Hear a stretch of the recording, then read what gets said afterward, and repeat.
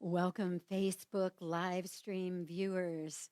We're so happy to have you here with us as we are about to record Change It Up Radio with Paula Shaw. We've got a really cool show for you today. In studio with me is Ryan Nell. He is an employment attorney who is going to give us some very important information about cannabis in the workplace. So stay with us. We've got an action-packed show for you, and we will be beginning that show in just a moment. Tired of the rut you're stuck in, but don't know what to do? Change it up. Join life transitions therapist, speaker, and best-selling author Paula Shaw. She'll be exploring topics that make change and the challenge it presents smoother and more productive. She'll also be spotlighting change makers who are leading the charge to make the world a better place. If you're ready to live a more exciting life, at home, in the workplace, and around the world, it's time to step out of your comfort zone and change it up. Now, here's your host, Paula Shaw. Welcome to Change It Up Radio with Paula Shaw. I'm so glad you're here today. We've got a really amazing show to bring you, and we're going to be giving you some important information about cannabis in the workplace. So welcome to Change It Up Radio. As most of you know, I'm Paula Shaw. I'm an author, a speaker, and a life transitions coach. These are a couple of my books right here, Grief.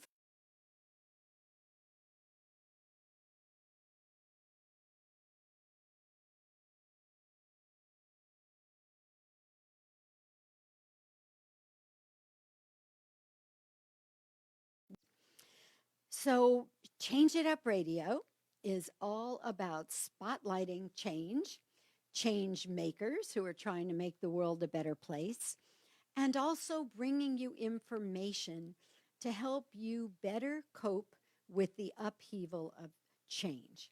Change comes in all forms and shapes, as we all know. It can be a change in your health. It can be a divorce. It can be a relationship lost, a move, a retirement. All these things create change. And we humans have our issues with change.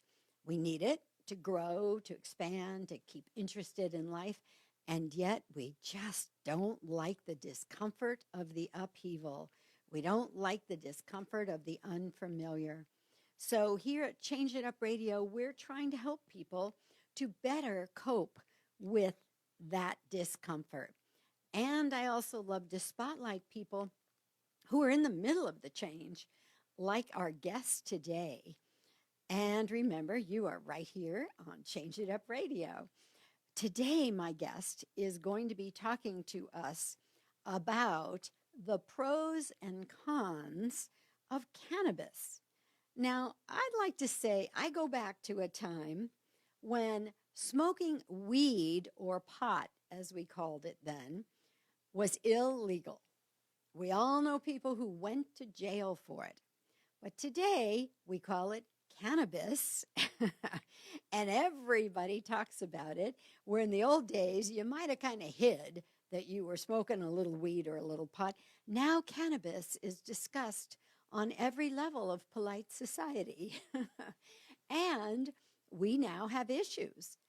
Cannabis is legal in California, but it's kind of weird because it isn't necessarily legal in the whole country. And so while we have dispensaries here where you can legally go in and buy cannabis, my understanding, and I'm going to check this out with Ryan Nell, who's joining me today, and he's an expert in all this. He's an employment attorney, and he's going to tell us a lot about cannabis in the workplace. But my understanding, actually, Ryan, is that the federal government could come in and shut down all the cannabis dispensaries in California if they chose to. Is that correct? They certainly could. They have every right to. It's a Schedule I narcotic. See, there we are. So is that weird or what? So those of us who go back to the 60s when weed was trouble, and now cannabis is still kind of weird, and there's still this kind of gray zone about it. And so We will be talking much more about that a little later in the show with Ryan Nell, who is an attorney here in San Diego. All right. But in the meantime, I want to share with you one of the things I've really been enjoying doing in recent shows is sharing with you either a great book I'm reading or some tips that I have about dealing with certain situations. And I think one of the big things that people are getting more and more familiar with, but the power of the subconscious mind is huge. And it has this huge position in what's going on with us in our lives. So, bottom line is, I've been reading a book, which I will share with you right now, The Power of Your Subconscious Mind. It's a book by Joseph Murray. And I want to tell you, it's actually an older book. Joseph wrote this book back, but it's so current now with what's going on. And so, we all hear people saying, create your reality, you can program yourself for success and all that kind of thing. Well, Joseph Murray actually gives us some important keys in how to do that well. So here's the first thing we need to remember. The subconscious mind is open to suggestion. That's why a hypnotist can take a person on stage, get him into a hypnotic state, and tell them that they're a dog and to start barking, and they will. Because the subconscious was open to a suggestion that was given, and now it acts it out in reality and creates that reality. So here's where the power is in this whole thing. We can imprint the subconscious with what we want to imprint it with. So, for example, one of the things that he suggests, let's say you want to create more abundance and money in your life. So rather than, some of us over the past years have heard a lot about positive affirmations.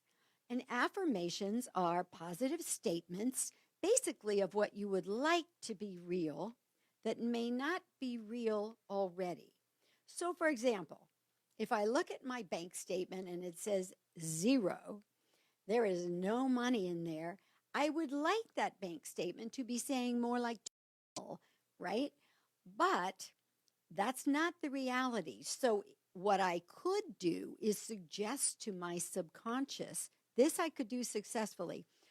I could just focus on the word wealth and just feel how good it feels in your mouth when you say wealth. It just has a good feeling. Think about the pictures that come to your mind when you say the word wealth. You could say the word success and just see what pictures come up for you. Is it that car you've always dreamed of, the house on the beach, trips everywhere you want to go? What is success to you? And you can bring those pictures in and imprint your subconscious mind, and that can actually be very effective. However, if in the moment I'm looking at that bank statement that says 0, and I start saying affirmations like, I have millions of dollars in my bank account, millions of dollars flow so easily to me. Now what's going to happen is the conscious mind knows that isn't true, and it's going to argue it. And then what actually ends up imprinting on your subconscious is the other reality that the conscious knows isn't true. And that reality could be, I don't have a dime. And that's what's going to imprint and now have power. So when you're suggesting the life of your dreams to your subconscious mind, what you want to do is use suggestions that won't create argument. So you could say something like, oh, my vision of wealth feels so good. The car I'll drive when I have wealth will be so exciting and fun to drive, or it is exciting and fun to drive. You can use statements like that, And don't forget to bring in the pictures, because the brain learns through pictures and thinks in pictures. So bring in the pictures of what that ideal state looks like to you, and that makes it even more powerful. And so and by the way, there is another book that helps us to counter this argument state too. And it's this little book of afformations, not affirmations, but afformations, by Noah St. John, who is also a guest on this show. And if you look at changeitupradio.com, go to my listen in tab, and you can find that former show that Noah did, talking to us about the magic of just making a question out of the statement you want. So instead of my saying, I have millions in my bank account, I could simply say, why do I have millions in my bank account? Why does money flow to me so easily? And now I take away the argument and the resistance. And now my subconscious will jump on board trying to find the answer, because the subconscious loves questions. So 2 methods you can use to imprint what you really want on your subconscious mind. 1, use words more like wealth or success that imply a condition that you would like and that you can really feel good about. Or simply put it in the format of a question. Why do I have so much wealth and success? Why is it so easy for me to make more and more money every day? Why is every idea I have for a project so good that it's immediately successful? Try that. Try any of those, and I think you'll find you have a lot more success. And by the way, one of the things I do in my work with clients in my private practice, I help them eliminate those limiting subconscious beliefs that are creating the negative reality in the first place. So if you would like more information about how I do that, or working with me, or having a complimentary 20-minute consult with me, you can do that through my website, paulashaw.com, or by calling 626-864-0756. And you can also reach me through changeitupradio.com. All right, in just a moment, we are going to be coming back after this break, and we'll be answering a few emails, and then stay with us, because Ryan Nell will be joining us to help solve the mysteries of cannabis in the workplace. We'll be right back.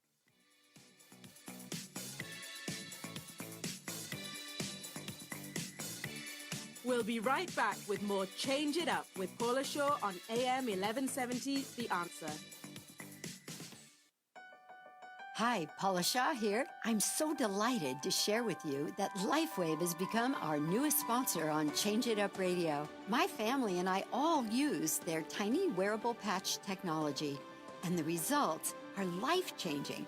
My sister had lupus for over 20 years and has never slept well. Now she does. My mom's frozen shoulders simply went away. My favorite is the age-reversing X39, a patch engineered to activate stem cells. Yeah, it's true. They really work to improve how you look, feel, perform, and heal.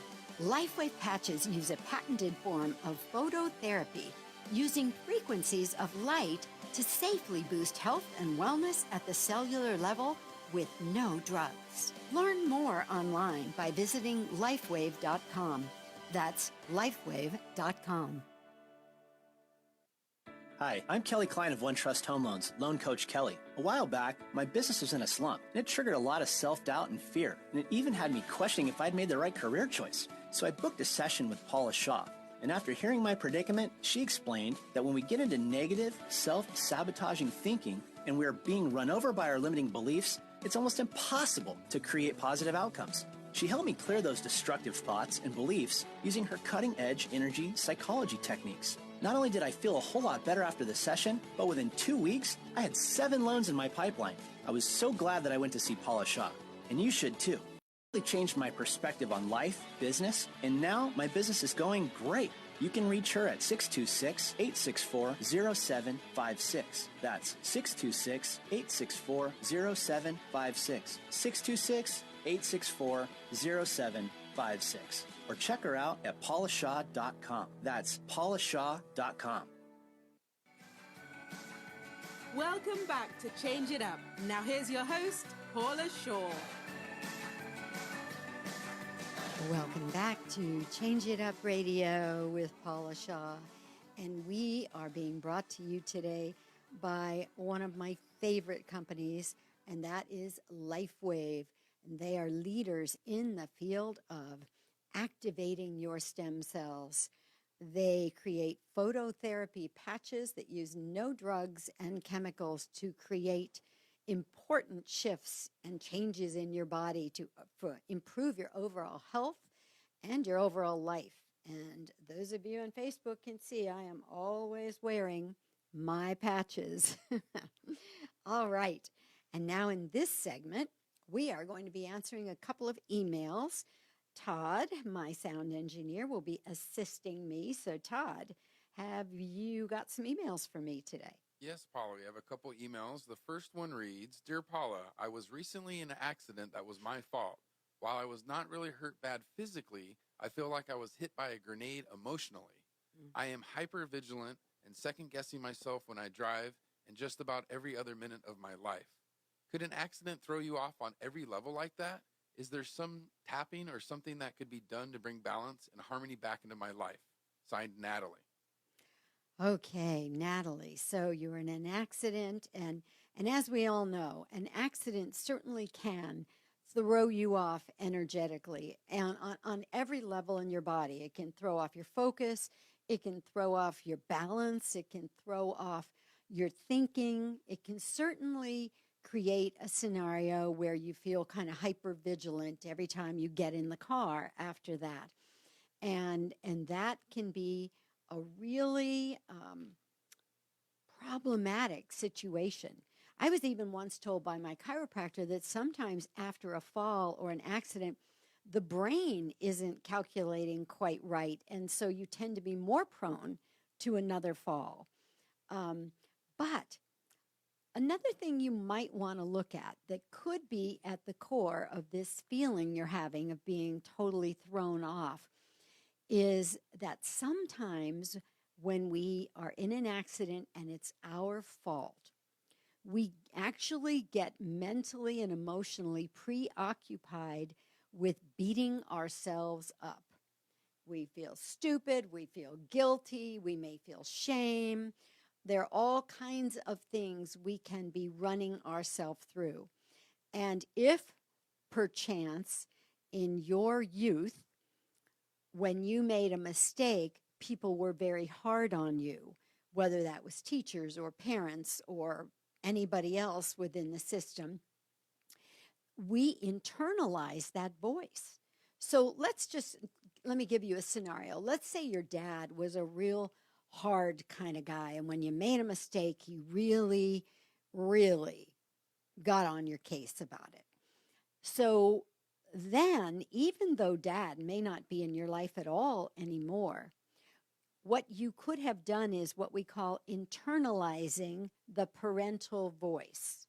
We do this. We all do this. Sometimes that parental voice is going, attaboy, good for you. You did that well. And sometimes that parental voice is going, oh my God, you screwed up again? What were you thinking? How did you do that? And so even though your dad may not be around, if your dad was that kind of guy, you could be doing it to yourself subconsciously and not even realize it. And what that's going to do is make it even harder for you to heal and recuperate, because you're constantly throwing your system off with this judgment, this criticism, this shaming that's going on from the inside out. So what I would say to you is, yes, meridian tapping, also known as EFT, could be very powerful. In fact, I was in a really bad accident with my mom and dad and my sister Thanksgiving a few years ago. And one of the things we did is we sat down as a family the next day and we did do EFT, tapping those meridian points, using the points as we said things like, I release my fear of having another accident. I release the trauma of when the car spun, because it was really a nasty accident. And there was a moment we all remember. It's weird. It's like your brain just shuts down.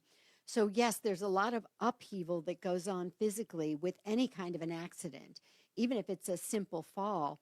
So yes, tapping can be a powerful way of releasing that. And there are many other methods too that I would be happy to share with you. So again, as I mentioned earlier, I am open to speaking with people for a complimentary 20-minute consult. So feel free to take advantage of that. You can find that information on paulashaw.com. All right, Todd, have we got another one? Yes, we have one more here, Paula. It reads, Dear Paula, it's looking like my husband and I have come to the end of our marriage. We've tried counseling and workshops, but we just can't seem to get it back. What is worrying me most than anything is that my 7-year-old son seems to be sensing that something is wrong. We don't fight in front of him, and we haven't told him that we're getting a divorce as the decision hasn't been finalized yet. However, he has started begging to sleep with us. After a couple of nights in our bed, we told him no more, and he begged to allow him to sleep in a sleeping bag. We have been allowing him to do that, but I'm not sure that's the right thing to do. What do you think is going on with him, and what should we do? Signed, Karen. Karen, well, as somebody who has gone through a divorce myself and had children at the time, I can tell you from my own experience as well as my professional experience, children have this uncanny ability to sense what's going on, and energetically, they often pick up on what's going on. So if there are problems in the marriage and there is divorce that could be out there in your reality in the future, your child could very well be picking up on that and is now feeling a sense of insecurity. In fact, something very similar to this happened with my own son, that at the time when things were getting rockiest in my marriage, and like you, we did not really fight a lot openly in front of the children, and we had not mentioned anything to them about divorce. But my son also wanted to sleep in our room, and also eventually first we gave him a little time in the bed, and then it was like, this isn't going to work long term. And he too negotiated a sleeping bag on the floor next to the bed.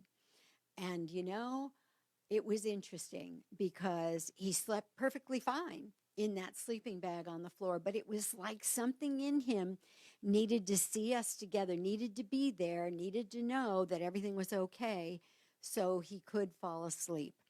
And as it turned out, after the separation actually happened, he still wanted to stay in that sleeping bag in my room for a while. And then eventually, as reality smoothed out and the children became more accustomed to this new living arrangement, he went back to his room and he was fine. So I'm kind of a big fan of giving children that extra nurturing they need when they're going through life upheaval, because when we go through upheaval, it throws us for a loop, right? But most of us at our adult ages have been through upheaval over and over again, and we have a little bit of a sense that it'll probably be all right, or if we can just weather the storm or get somebody to give us a hug when we need it, we'll be okay. But children don't know that yet. They haven't lived long enough to have that excuse me, that history that they can fall back on. So lots of extra hugs, lots of extra reassurance, lots of whatever they need. If they just need to sit and talk to you for a while when they really should be going to sleep, if they want to talk about something that really has nothing to do with the home or the marriage or any of that, it may just be that they need the reassurance of your presence. So I would be very generous with my presence with your child right now. And it might be comforting for you as well, because emotional upheaval affects us all. And emotional upheaval is upheaval. And it's very hard for us to walk through the everyday steps of life, showing up for work, getting that project done, whatever it is we have to do. Life is naturally stressful. And now when we bring in the stress of a big change, that's one of our goals here at this show, is helping people, giving people the information that helps them when they're dealing with the stress of a big change. And we all need it, no matter what age we are. When things are in upheaval, we're not comfortable. Our world gets rocky. It's almost like, going through an earthquake. We all know in California here how we feel when the earth starts rattling. It's not a good feeling, even if you've been through it before. But at least if you've been through it before, you know it's going to stop. And if you just duck and cover, that in a little while you'll probably be okay. So just give your son that extra shelter, that extra nurturing, whatever it is that he seems to need. Maybe just more time with you, maybe some alone time. Take a walk with him. Maybe read him 2 stories at night and just ask him. It's not a bad idea to even just say to kids, what do you need today? Do you need an extra hug, or do you want some time to chat, or what can I do that's a little bit special that I can do with you today? And he may have some great answers for you that are far better than any I've given you. So let's do that. Let's ask your son what he needs, and the information you get from him will be the most valuable. All right. In just a moment, we'll be getting some really valuable information from Ryan Nell, my in-studio guest, who's going to be talking to us about cannabis in the workplace. We'll be right back.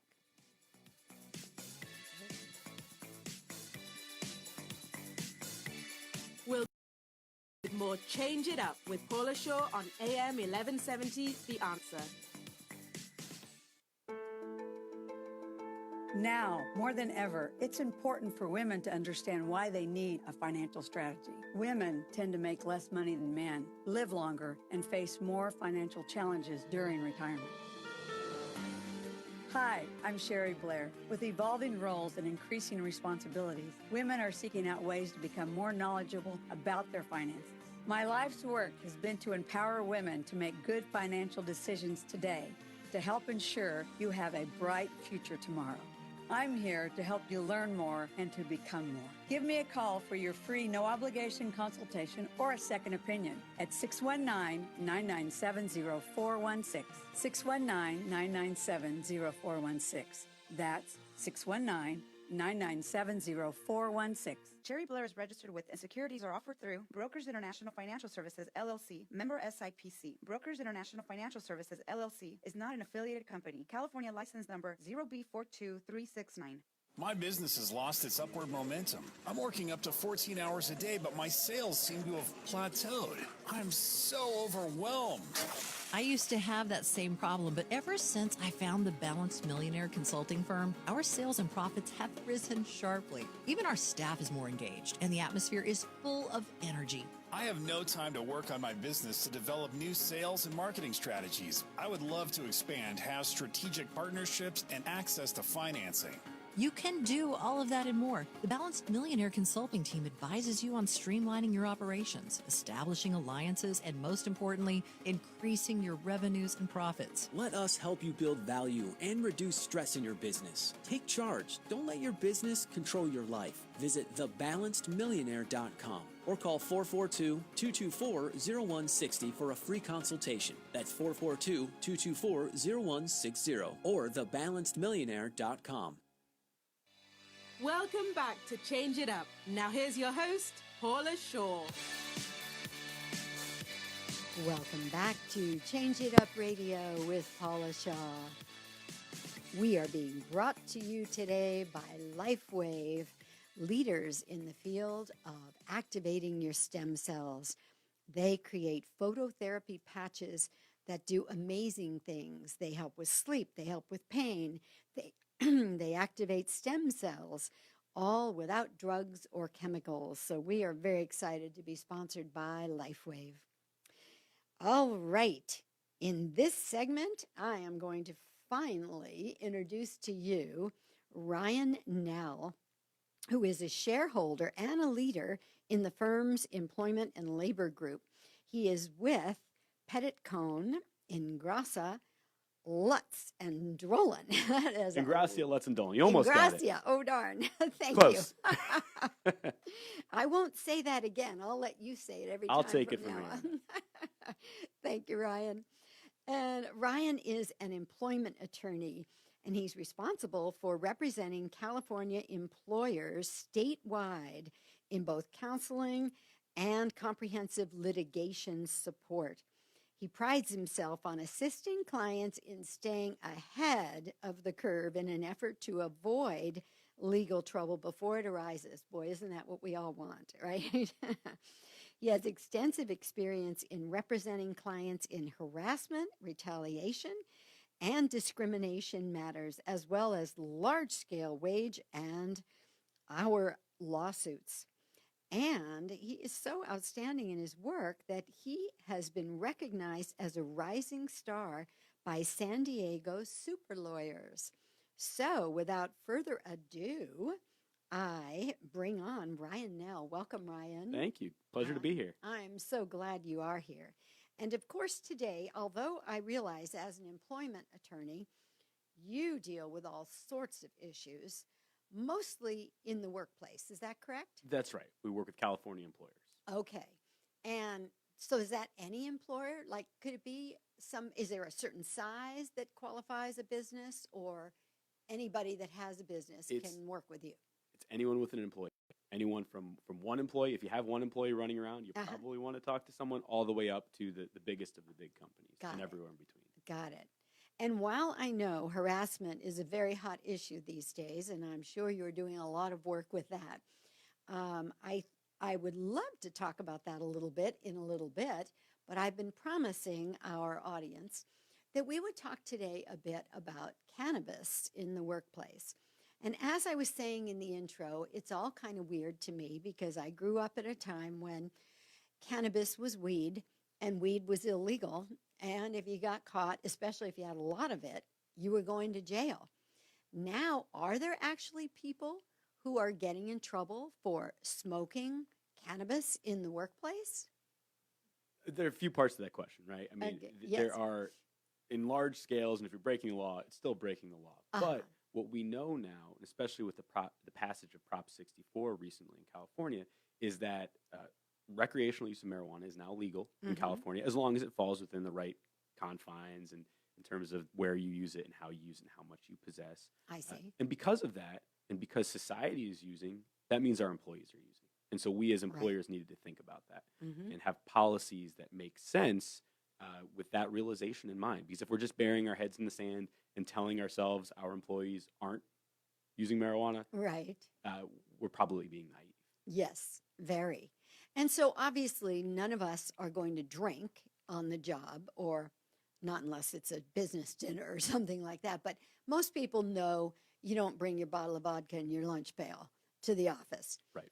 But it's a little interesting and different with cannabis because that's something that somebody can go into the bathroom, maybe smoke a bit of, and they're not going to you can't smell it on their breath, and maybe they're not stumbling and slurring if they have too much. So how do you even know for sure is using cannabis in the workplace? I think that's a great point. And even on top of the smoking aspect, cannabis comes in all different types of forms. That's right. Right. If you drive down, if you drive out to Palm Desert, for example, every other billboard is for a dispensary. Yes. Right? And those dispensaries have every different type of thing you could possibly imagine, which means your employees don't just have the stereotypical joint. They may have a gummy bear, a whatever that has cannabis edibles in it. Yeah. And because of that, you're absolutely right. It's difficult, if not at times impossible, to know if our employees either have or are using marijuana. And so what that does is it helps us, or in a lot of times gives us the opportunity to shift the conversation, which is, let's look at impairment. Let's look at whether or not people can do their job. So just like you don't know if they had brought their vodka in their lunch pail and they're impaired, we would know they're impaired and we'd say, go home. Right.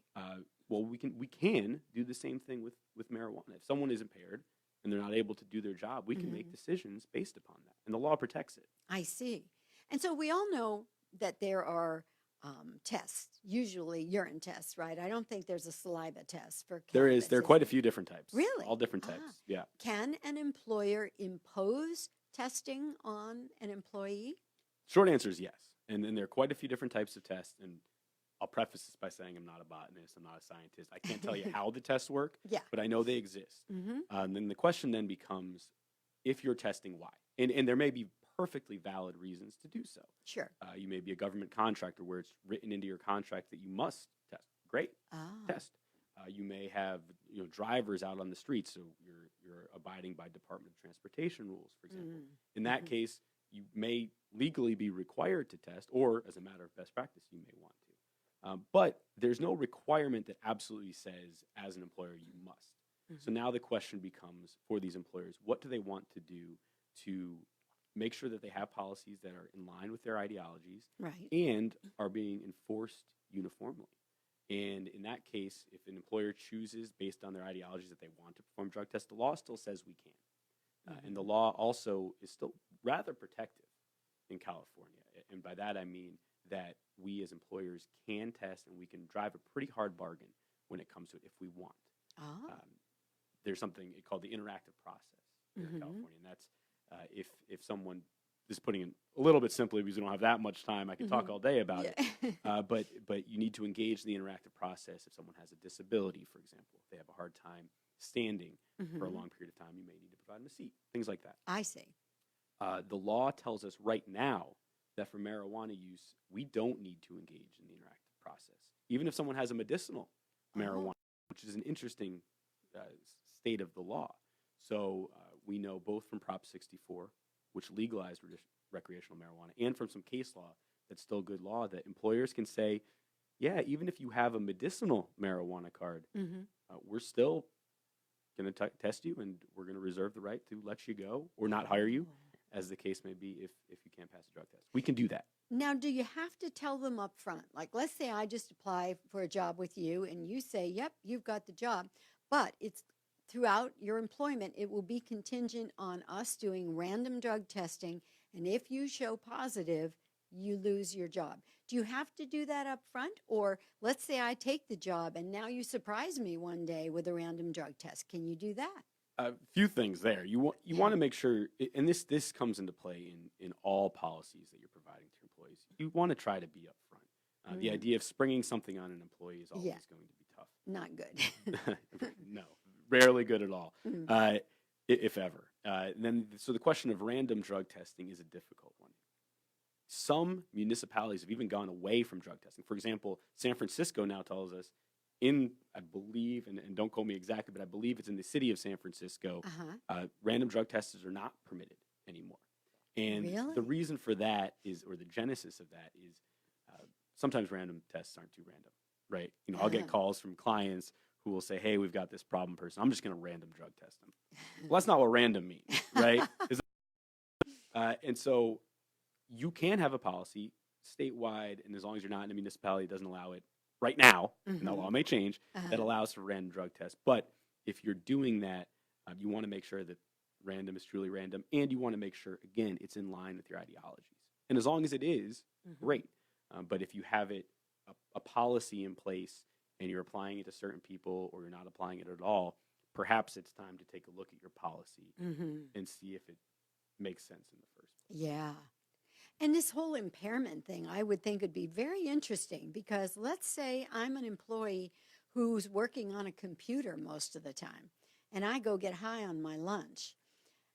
What's to say I'm not doing my job, right? Even though I may be staring at that screen more than I am actively working on creating text or something. You know what I mean? Absolutely. I mean, there are people, and I'm sure many of the viewers know, right, that there are people that we know that whether we know it or not, that might smoke a lot more marijuana than we think, might go to work high, and that's how they function. We don't know. Yeah. And so that poses a really interesting question, and especially in certain settings, particularly in office settings, sometimes in creative settings, where companies will say, hey, do we need to test? Do we need to have a really robust policy? No, you don't have to. If it turns out that someone can do their job in such a way, make sure it's consistent with that. Because if, let's say, that company where they kind of know that everyone's high while they're doing their job, or has ingested marijuana in some form before doing their job, let's say they have a policy that says we absolutely do not allow drug use, and if you're under the influence,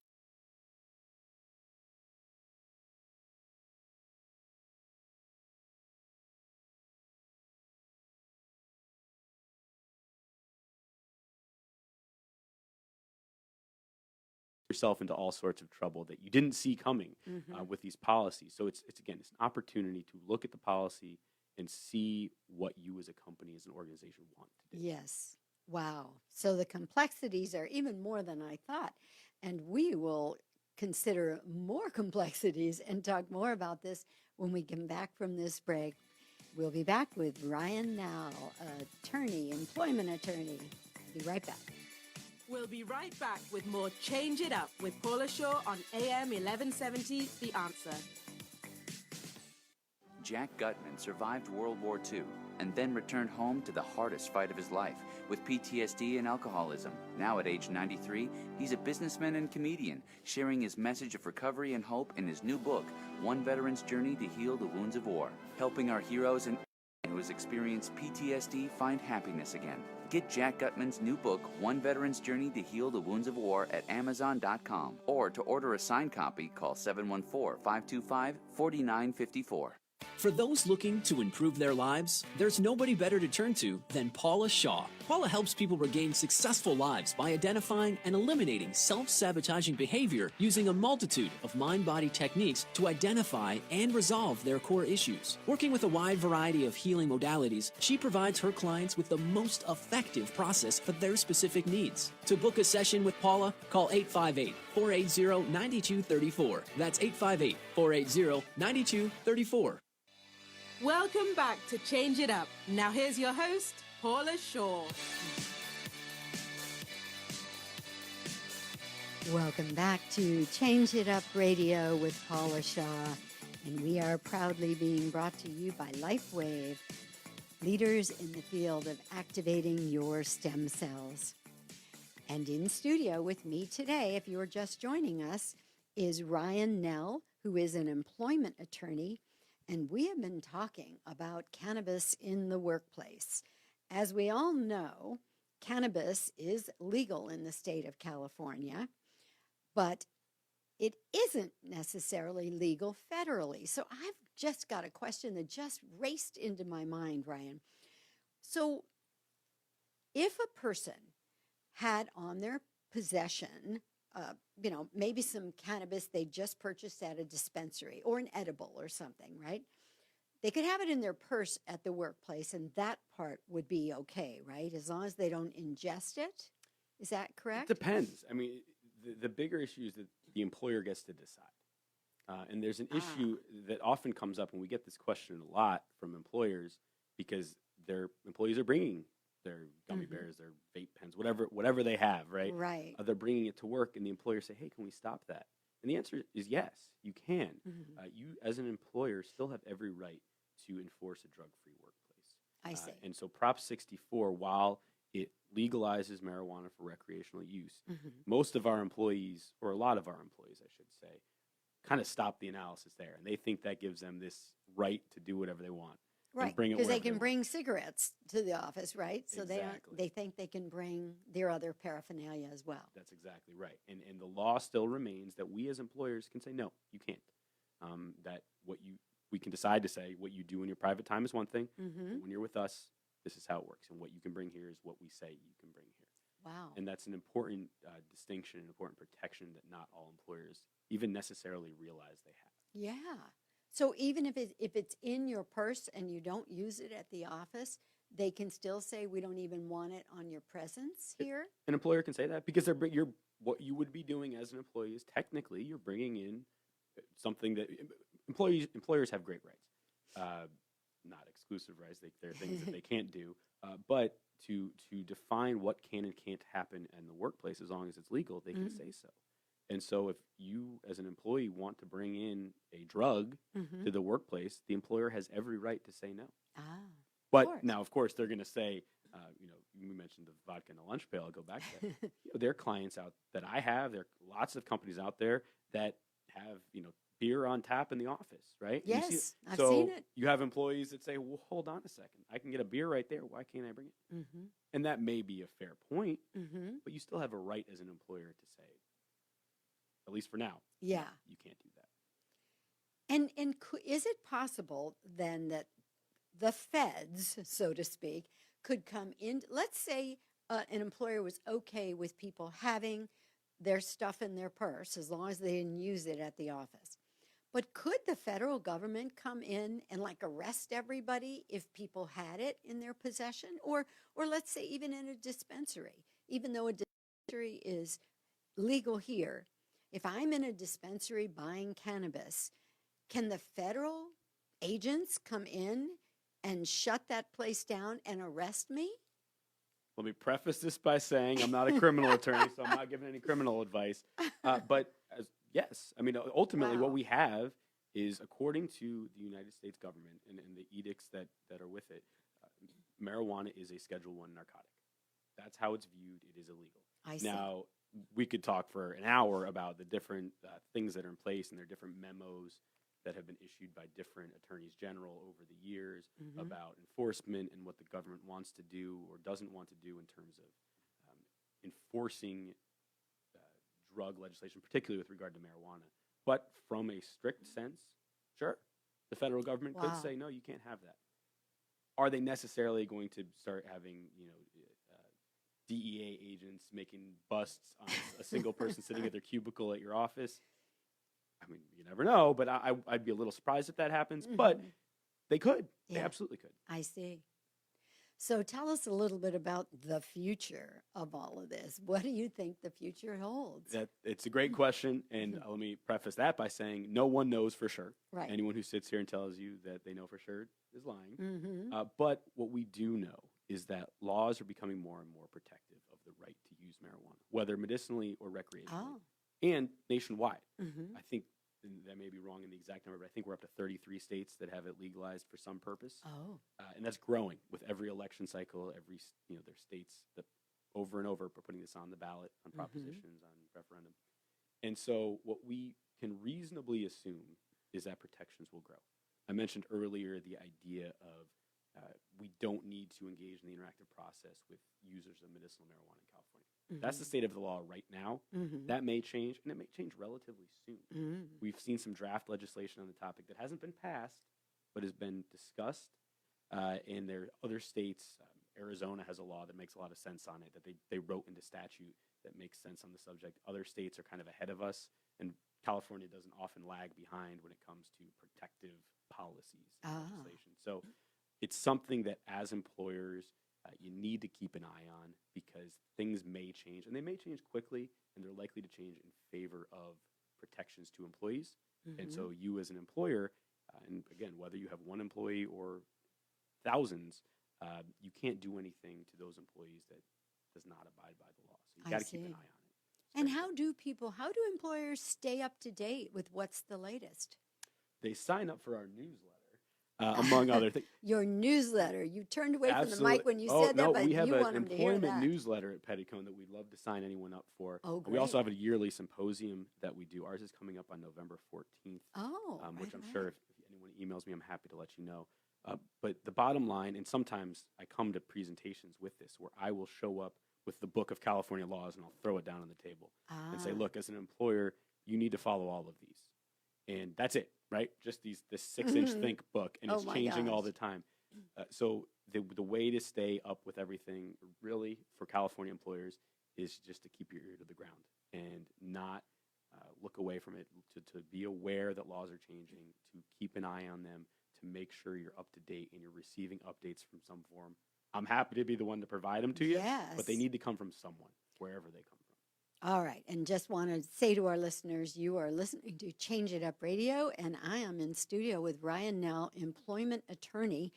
And Ryan, why don't you give them the information, the website, the phone number, whatever, to get on that newsletter and to maybe attend that seminar you have coming up. Absolutely.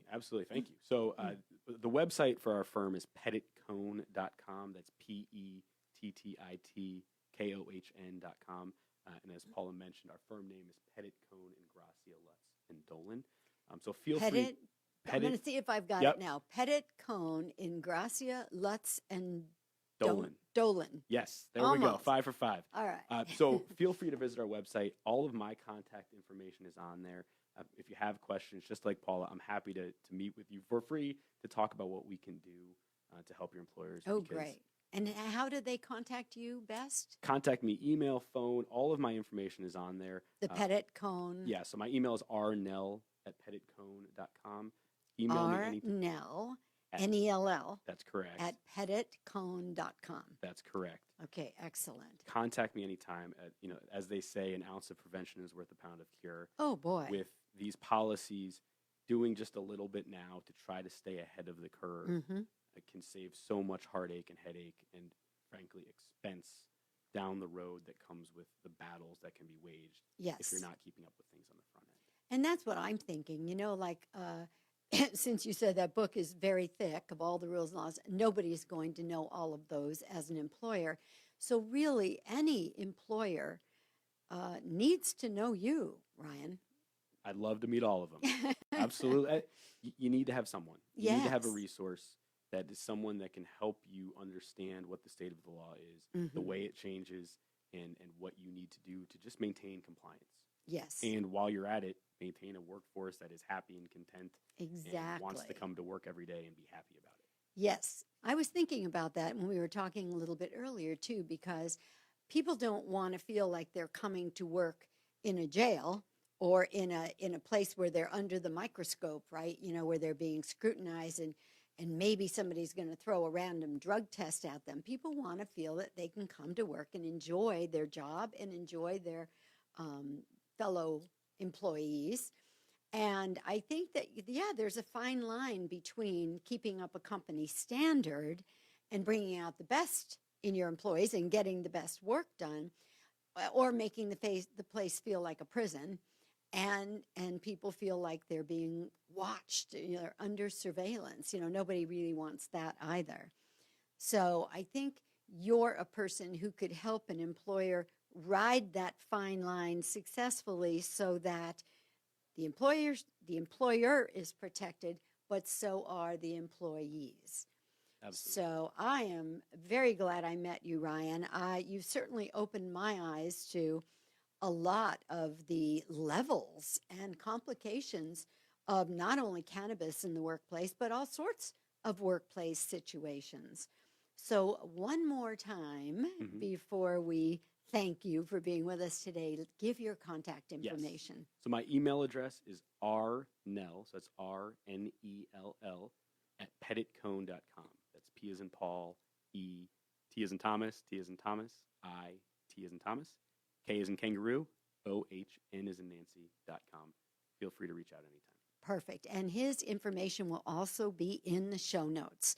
So we will be able to hook you up with Ryan should you decide you'd like to do that. And I think it would be a very wise decision.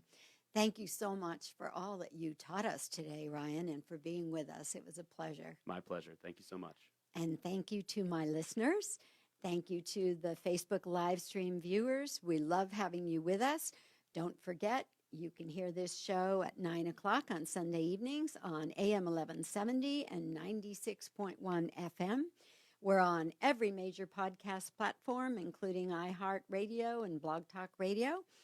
And go to paulashaw.com or changeitupradio.com for more information. If you'd like to find out about being a guest or a sponsor or hear past shows, it's all there. Thanks for being with us, and we will see you next week. Bye-bye.